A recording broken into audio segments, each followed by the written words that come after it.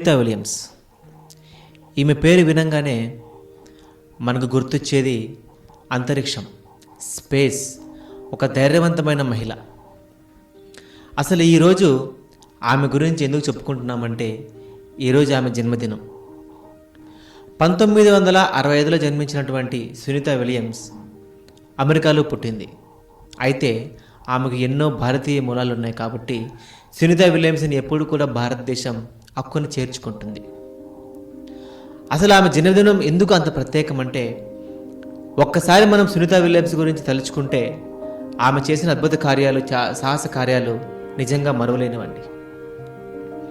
1965లో పుట్టినటువంటి ఆమె పైలట్గా శిక్షణ పొందింది, నేవీ అసిస్టెంట్గా శిక్షణ పొందింది.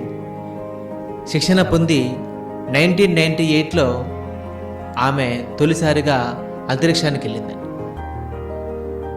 తర్వాత 2012లో ఆమె అంతరిక్షానికి వెళ్ళింది. ఇటీవల 2024లో కూడా ఆమె స్టార్ లైనర్ అనే బోయింగ్ షిప్ ద్వారా అంతరిక్షానికి వెళ్ళింది. అక్కడ ఒక వారం రోజుల పాటే అనుకుని వెళ్ళింది, కానీ ఆమె వెళ్ళిన తర్వాత చాలా పరిస్థితులు మారిపోయి దాదాపుగా 9 నెలల పాటు అంతరిక్షంలో ఉండిపోయింది. అంటే సాధారణంగా మహిళలు ఇంటి నుంచి బయటకు రావడానికే చాలా ఇబ్బంది పడుతుంటారు, ఎన్నో ఆంక్షలు ఆమె మీద ఉంటాయి.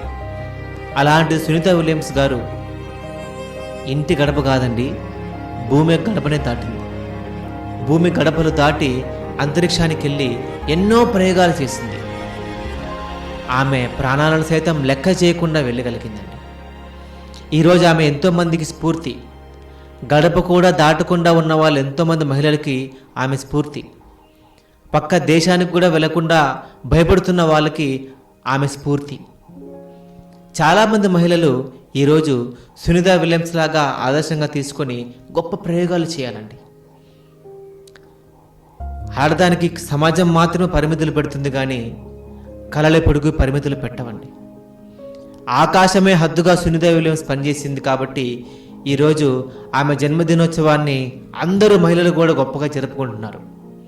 సో గొప్పగా బతికినటువంటి ఆ మహిళ గురించి తలుచుకుంటూ ఆమెలాగా గొప్ప పనులు చేయడానికి సిద్ధపడదాం. సునీతా విలియమ్స్ గారికి మనస్ఫూర్తిగా జన్మదిన శుభాకాంక్షలు తెలియచేద్దాం. Happy birthday madam.